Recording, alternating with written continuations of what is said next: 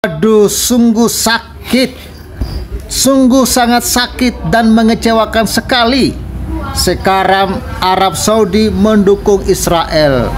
Astagfirullah, Arab Saudi ini saya melihat mulai mengkhianati Islam, ya, mulai mengkhianati ajaran Islam. Ada apa dengan Arab Saudi?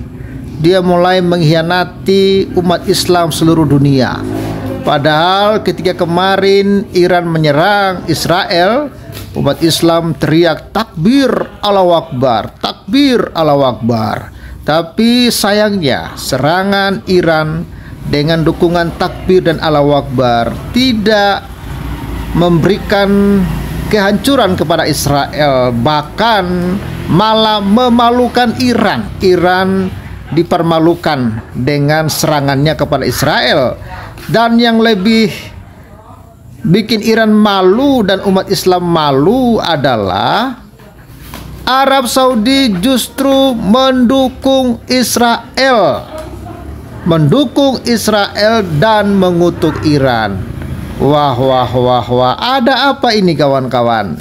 Kita lihat informasi lengkapnya, saksikan terus, dan jangan lupa di like, komen, dan share video ini. Dan support terus Pavel 88 channel. Dan jangan lupa dukung juga Pavel dalam penyelesaian rumah ibadah yang sedang kami kerjakan. Selamat menyaksikan. Tuhan Yesus memberkati. Informasi lengkapnya guys, ini informasi lengkapnya saya tampilkan kepada kita semua.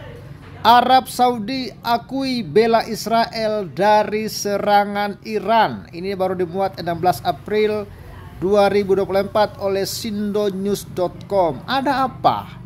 Kenapa Arab Saudi mengkhianati umat Islam, mengkhianati ajaran Islam?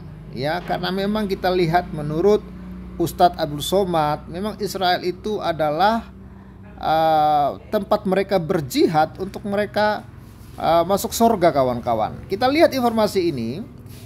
Ya, Riyadh, ya, Arab Saudi telah secara terbuka mengakui perannya dalam membela Israel dari serangan ratusan drone dan rudal Iran pada Sabtu malam atau Minggu dini hari. Konfirmasi tersebut datang melalui sebuah posting tidak lazim di situs web resmi keluarga kerajaan Arab Saudi.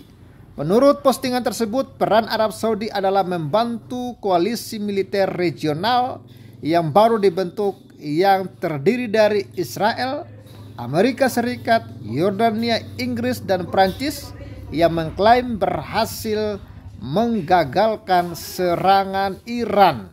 Wah, posting tersebut merujuk pada sebuah laporan Kan News yang memperinci keterlibatan Arab Saudi dalam operasi militer tersebut yang berhasil menetralisir 99% dari pesawat tanpa awak dan rudal Iran sebelum mereka mencapai target-targetnya di Israel.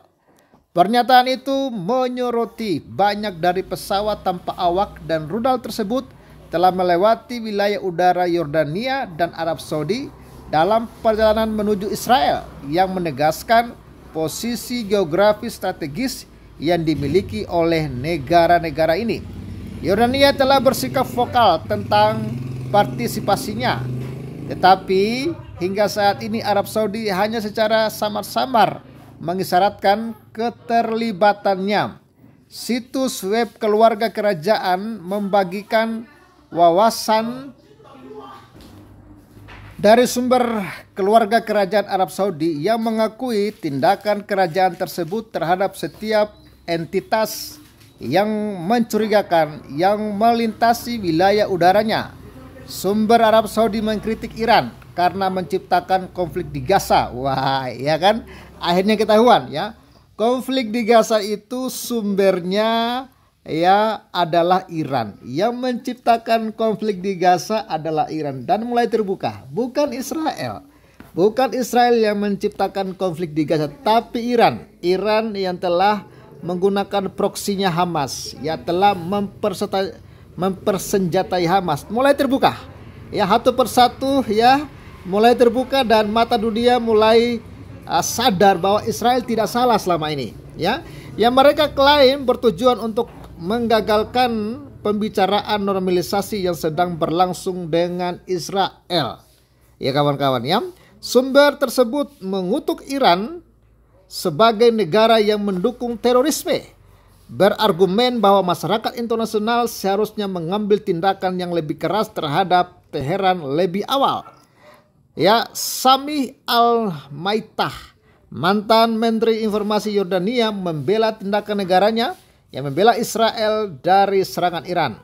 Tugas Yordania adalah melindungi tanah dan warganya, katanya.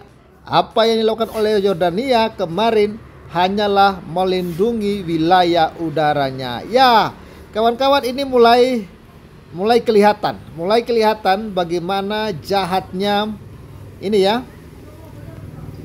Jahatnya Iran ya. Mulai kelihatan. Ya, kita lihat lagi kawan-kawan. Ini kejahatan Iran sudah mulai kelihatan, sudah mulai terbuka ya. Ini ya. Ya, Yordania mungkin memiliki motivasi yang rumit untuk mendukung Israel, seperti yang ditulis Deutsche ya Welle pada hari Minggu. Negara tersebut berbatasan dengan Israel dan saling bekerja sama dengan otoritas Israel. Arab Saudi dan Uni Emirat Arab secara terbuka menyerukan perdamaian di wilayah tersebut.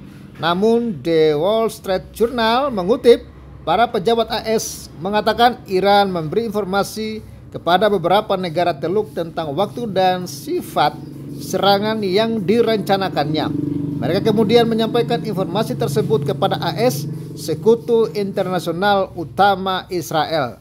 Negara-negara Arab diam-diam menyampaikan informasi intelijen tentang rencana serangan Teheran, membuka wilayah udara mereka untuk pesawat tempur, berbagai informasi pelacakan radar atau dalam beberapa kasus memasok ya pasukan mereka sendiri untuk membantu, tulis The Wall Street Journal mengutip sumber-sumber AS tersebut pada Selasa 16 bulan 4 2024. Hal ini dapat membahayakan upaya Saudi untuk meningkatkan hubungan dengan Iran.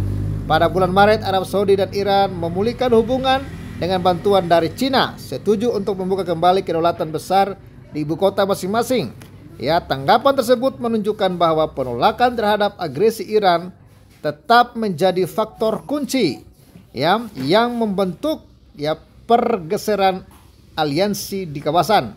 Meskipun kemarahan semakin meningkat terhadap serangan Israel di Gaza, Arab Saudi masih tertarik untuk memungkinkan menormalisasi hubungan diplomatik dengan Israel. Ya, ternyata Arab Saudi lebih memilih Israel daripada Iran. Ya, kalau Iran untungnya apa? Tapi kalau Israel, mereka mendapatkan keuntungan yang begitu banyak. Ya, salah satu alasannya menurut laporan The New York Times adalah mereka mengharapkan adanya jaminan keamanan AS jika mereka diserang oleh Iran. Ya, mau bagaimanapun negara-negara kafir ini adalah pemberi ketenangan dan keamanan ya kepada negara-negara Arab ini, kawan-kawan ya. Yasmine Farouk, seorang sarjana non-resident di Carnegie Endowment for International Peace, mengatakan kepada The New York Times bahwa banyak negara Arab iri dengan keberhasilan sistem pertahanan Iron Dome Israel yang dibangun dengan dukungan AS. Negara-negara Arab pada iri ya. Ya, karena memang negara-negara tahu apa, mereka nggak tahu apa-apa, otak mereka tuh beku, kawan-kawan ya. Tanpa Barat, tanpa Israel ya, mereka tidak akan bisa membangun sebuah sistem pertahanan, bahkan mereka tidak akan bisa menggali potensi minyak yang ada di negara mereka ya. Apa yang dilakukan oleh negara-negara Barat di bawah kepemimpinan AS untuk melindungi Israel kemarin adalah apa yang diinginkan Arab Saudi untuk dirinya sendiri, kata Farouk. Wah, ya, ketakutan negara-negara Arab terhadap agresi Iran adalah faktor kunci yang mendasari Abraham Accords ya, perjanjian untuk menormalisasi hubungan diplomatik antara Israel dan beberapa negara Arab ditengahi oleh pemerintahan Donald Trump. Ya, kesepakatan yang disetujui Uni Emirat Arab dan Bahrain di kawasan Teluk ini mengesampingkan isu kenegaraan Palestina yang telah lama memecah belah Israel dan tetangganya, serta menjanjikan peningkatan dukungan AS terhadap negara-negara Arab terhadap potensi serangan Iran. Wah, serangan Hamas pada 7 Oktober menewaskan sekitar 1.200 orang Israel tiba-tiba menghentikan proses tersebut. Jordania dan Arab Saudi termasuk di antara kelompok yang paling menyorakan kecaman atas serangan Israel di Gaza yang menewaskan lebih dari 33.000 orang. Namun menurut berbagai laporan, Arab Saudi dan negara-negara Arab lainnya bersedia untuk melanjutkan diskusi normalisasi hubungan dengan Israel setelah pertempuran di Gaza mereda. Ya, Giorgio Cafiro, ya, CEO Gulf State Analytics mengatakan kepada Business Insider bahwa negara-negara Arab akan dianggap memberikan bantuan kepada Israel. Saat ini terdapat banyak kemarahan terhadap Yordania dari banyak pihak di dunia Arab Islam yang melihat aman melayani Israel dan kepentingan AS lebih dari 6 bulan setelah kampanye pemusnahan Israel di Gaza yang hanya ditentang oleh pemerintah Arab seperti Yordania dalam retorika, bukan tindakan nyata, ujarnya. Ketika konflik antara Israel dan Iran meningkat, negara-negara Arab yang menghadapi pilihan sulit antara prioritas keamanan mereka dan mengatasi kemarahan publik terhadap Gaza. Arab Saudi mengatakan normalisasi dengan Israel harus mencakup jalan realistis menuju negara Palestina. Permintaan itu sepertinya tidak akan dipenuhi oleh pemerintah Israel saat ini.